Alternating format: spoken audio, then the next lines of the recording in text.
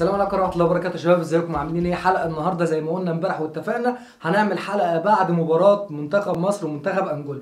كلامنا كله كان صح والله العظيم، كأن كان قلبي حاسس ان منتخب مصر دايما يحطنا في مزرعه الخلاط، دايما يحطنا في عنق الزجاجه. ما نعرفوش ان احنا نكسبه على طول كده. صعب يا جماعه، صعب ان منتخب مصر كده ما يوقعش قلبنا، ما يخليش الامهات تدعي. بيحن يا جماعه، بيحن. ما ينفعش والله، ما ينفعش. انا واحد من الناس هستغرب، يعني انا هستغرب لو منتخب مصر فضل يكسب يكسب يكسب كده وصعدنا كده من اول تكه كده وصعدنا مستوى اول. انا بنقلق بنحس ان في حاجه غلط مش موجوده. يلا بينا نبدا حلقتنا مع بعض. لايك وسبسكرايب، والناس بالله عليكم شير يا جماعه، واكتب لي كومنت كده جميل. ويلا بينا نقول لك حلقتنا النهارده عباره عن 3 4 حاجات كده، اجمد 3 4 حاجات حصلوا في مباراه النهارده. هنوقع قلبك شويه، هنخضك شويه، هنقول لك على اسرار، هنقول لك على حاجات هنصدمك النهارده. تابعني لاخر الحلقه ويلا بينا نبتدي. صلي وسلم على سيدنا النبي الاول عليه الصلاه والسلام. وتعالى اقول لك منتخب مصر يا معلم، وتعالى اقول لك يا دول منتخب مصر النهارده تعادل مع منتخب انجولا، او امبارح تعادل مع منتخب انجولا عشان احنا بقينا في يوم جديد خلاص. تمام. منتخب انجولا من المنتخبات اللي احنا زي ما قلنا من اضعف منتخبات المجموعه، ولكن منتخب بيلعب كوره. ما شفناش فيهم لعيب كويس. انا ما شفتش لعيب شعره شبه التاني عامه، يعني ما فيش مهاره شبه التانيه، ما فيش لعيب حريف، ما فيش لعيب سريع، ما فيش يعني، ما لهمش طله. حكم المباراه حسب لهم بلانتي من الهوا. كروش ساعتهم في الشوط الاول. كروش بيلعب بخطه هنقرفك. يعني كابتن كروش نفسي نعرف، يعني انت حضرتك بتلعب عبد الله السعيد ليه؟ عبد الله السعيد شريك مع محمد صلاح في مصلحه بره، ولا عبد الله السعيد انت بتلعبه عشان راجل كبير ومسن وكده وعشان بركه في الملعب؟ ما انا عايز افهم. يعني هو لعيب ما بيجريش وما بيدافعش وما بيهاجمش. احنا الشوط الاول تقريبا لعبنا 9 لاعبين، 9 لعيبه بس في حارس المرمى، يعني مش 10. يعني احنا بنلعبه، يعني احنا ناقصين 2. محمد صلاح بيلعب بالشوكه والسكينه، صنع 2 والناس كلها تطلع تهاجم دلوقتي، والناس كلها تطلع تتكلم. سابوا الدنيا كلها وبيتكلموا عن الكره اللي لعبها ثرو بوش رجله. ماشي عادي عادي، ما هو لازم يعمل سيروهات. الاعلام بتاعنا متسلط عليه جامد. المعلق الله يا الله الله عالميه عالميه بوش رجله. محمد ابو تريكه كان بيعملها وقفشه بيعملها. بص في البدايه كده احنا ما فيش عندنا اي لعيب في مصر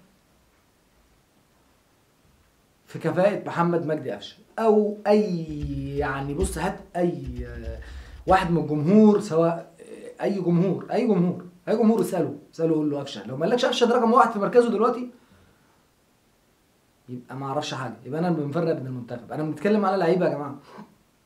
المباراه النهارده كان ناقصها حمدي فتحي، ما لعبش بحمدي فتحي ولعب بالنني. ليه؟ حكمه في كده مش فاهم.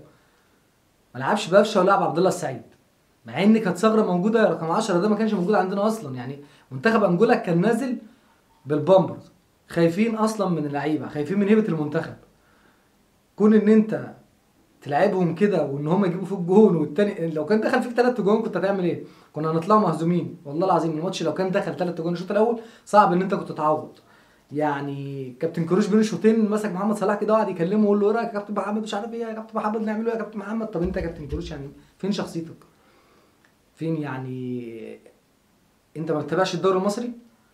يعني انت ما بتتابعش الدوري المصري؟ مش فاهم، مش فاهم انت اخد قفشه معاك ليه اصلا يعني. وبعدين انت متاخر هدفين. خلاص بقى عدل الخطه، يعني تلعب محمد صلاح رقم 10، مصطفى محمد وشريف 2 رؤوس حربه، يا اما تنزل بقى. يعني كان عندك مصطفى فتحي، مش فاهم انا يعني مدرب دماغه غريبه، او مش شغال بدماغه، او حد بيقول له توجيهات معينه، مش عارف. المباراه طبعا زي ما قلنا الشوط الاول قضوا علينا تماما. يعني اول 10 دقايق احنا لعبناهم، بعد كده ما شفناش الكوره، ما شفناش الجون بتاعهم. حكم المباراه حسب بلانتي من الهوا، مفيش فار طبعا، مفيش الكلام ده. احمد ربنا اصلا ان في كوره في الملعب. تمام. دخلنا الشوط الثاني عدل شويه.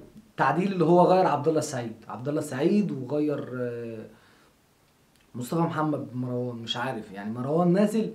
يعني مروان فاكر نفسه ابراهيموفيتش، يعني نازل اول مباراه عمال يعدي ويرقص ومش عارف ايه وبيعمل دبل كيك وبتاع. يا عم طب يلعب على الارض ده، انت يعني اول مباراه ولا تاني مباراه في حياتك دوليه؟ يعني انا مش فاهم، ما اعرفش هو لعب مع المنتخب الاولمبي ولا لا. نتكلم عن المنتخب الاول، فمش عارف. الموضوع صعب. يعني لو واجهنا منتخبات من المنتخبات القويه هيسيئوا بينا الارض، وده اتاكد النهارده. يعني بعد التعادل مع انجولا خلاص انت هتلاعب واحد من ال5 فرق دول، يا اما انجولا يا اما السنغال، اسف، او نيجيريا او الجزائر او المغرب او تونس. يعني بص فكك ان الجزائر قويه، يعني المغرب انا عايز اقول لك ان هو الفريق الوحيد اللي كسب 5 ماتشات بتوعه، يعني الفريق الوحيد اللي ما خسرش ولا مباراه. فمش عارف يعني اقول لك ايه، يعني هو فاضل له ماتش يبقى 6 مباريات كده كسبهم فول تانك يعني، ولا تعادل ولا خسر. فانت هتلاعب مين بقى؟ هتلاعب الجزائر ولا هتلاعب السنغال ولا هتلاعب نيجيريا؟ انا نتمنى ان احنا نلعبوا نيجيريا، لان كعبنا عالي على نيجيريا بس مش اكتر. يعني كعبنا عالي على نيجيريا، لكن الفرقه دي كلها كفيله انها تحط علينا. معرفش احنا ليه عملنا في نفسنا كده، كنا ممكن نكسبه. كان يعني كروش لو كان نضف دماغه شويه وظبط نفسه شويه، والناس اللي وراه كانوا فهموه الدنيا ماشيه ازاي. اصل ده مش تشكيل يعني ده مش تشكيل حد فاهم. يعني التشكيل اللي انت نزلت بيه ده مش تشكيل حد فاهم خالص. خد بقى عندك طول الماتش واحد ينزل يتصور محمد صلاح، والنني يبص له كده، النني زي ما بيقولوا على الشفاف يا ابني، ولا ما تتصور معانا كمان انا نجم ارسنال. معلش، مع محمد صلاح ده لاعب الشهر في ليفربول وجوائز ما شاء الله قد كده يعني. هيبص لك انت ليه؟ منتخب مصر بقى في الفتره اللي جايه هيغيب عنه المباراه القادمه مع الجابون. مين بقى؟ اكرم رجوله، اكرم توفيق. اكرم توفيق على قد ما بيتعب ربنا بيديله، والله العظيم اللعيب ده خالص نيته لله. يعني اللعيب اللي هو مع ربنا دايما كده وبيجتهد سبحان الله ربنا بيديله على قد نيته، والله العظيم. يعني اكرم ده يعني الشوطه بتاعته دي تطلع بره، ما تعرفش ليه راحت في نفس المكان، مع ان الحارس كان راح عليها بس الكوره دخلت جول. بودرة قادر كده، يعني ربنا قادر ان هو خلاص يعني ايه. يعني المدرب ده يبقى لسه ما حدش يتكلم عليه دلوقتي، يعني اللي هيتكلم عليه يتكلم 50% بس، مش هنتكلموا عليه قوي. فمعرفش يعني هنفضلوا على كده. النهارده الجزائر كسبانه 4، الجزائر جايبه حوالي 24 جون ولا 26 جون. يعني الهداف عندها 7 اهداف، انت الهداف عندك جونين مصطفى محمد هداف التصفيات. فانت داخل على كاس العرب، يعني داخل على مباراه الجابون وكاس العرب، داخل على مباراه فاصله بين ال5 منتخبات دول. هتلعب ازاي؟ انت عندك دلوقتي زي ما قلنا في الحلقه اللي فاتت عندك طفره في اللعيبه، عندك بدلاء بالهبل، عندك لعيبه بره زي جوه. ايه الحكمه ان انت تفضل ثابت على ناس معينه؟ مش فاهم ايه الحكمه ان في ناس معينه ما تقدرش يعني تغيرها.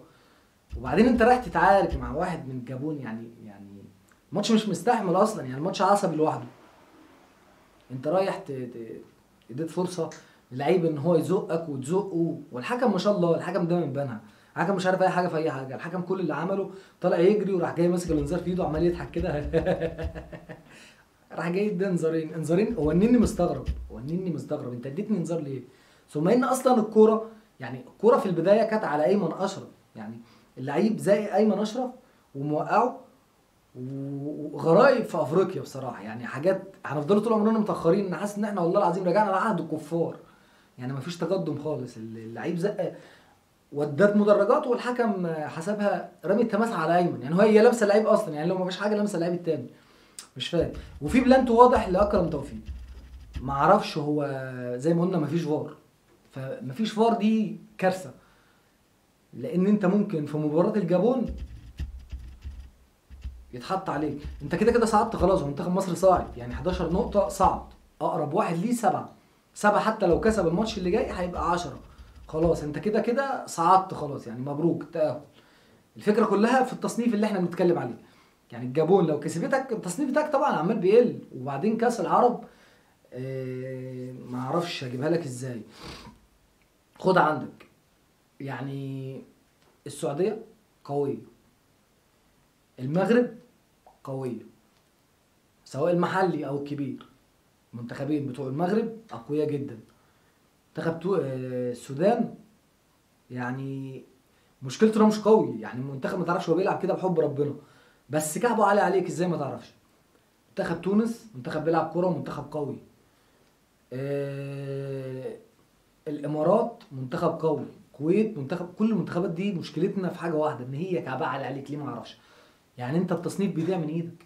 اعمل حاجه كيروش، اعمل حاجه. يعني انا الشوط الاول ده حاسس ان حسام البدري اللي بيدرب. يعني انت ما جيتش، انت ما حضرتش، يعني حاسس ان انت ما عندكش خلفيه لسه في الدوري المصري. انا كنت مستني الماتش ده بصبر جدا، وكنت نفسي نتفرج على الماتش دوت وبنعد الايام عشان نتفرج على الماتش دوت. ليه؟ عشان حاجه واحده بس، علشان نشوف كيروش دوت دماغه شغاله ازاي. ما خلاص ده يعني بالنسبه لي انا اول ماتش في تاريخ كيروش مع منتخب مصر. ده الماتش اللي هو الاولاني. ماتش ليبيا رايح جاي ده يعني هو الماتش الاولاني جه كده بالحب معاه، الماتش التاني احنا يعني الراجل بيزيق. وبعدين الماتشات اللي هي العرب ديت بيبقى ماتشات ملهاش دعوه بالفنيات شويه، بيبقى العنصريه شويه، عصبيه شويه، ما بيبقاش فيها فن وتكتيك. يعني الماتش النهارده المفروض ان انت كان بيبقى فيه تكتيك، لا المنتخب التاني خايف منك، منتخب عنده 3 نقط وانت عندك 10 نقط ما شاء الله، يعني هو المنتخب اصلا نازل خايف منك. يعني يا كابتن كورش نبوس ايدك، عايزين نتفرجوا على منتخب كويس، عايزين نرجعوا تاني لايام حسن شحاته. في نهايه الحلقه بنشكر كل الناس اللي كانت معانا، وزي كل مره زي ما هقول لكم اللايك والسبسكرايب واعملوا لي كومنت كده، والسلام عليكم ورحمه الله وبركاته.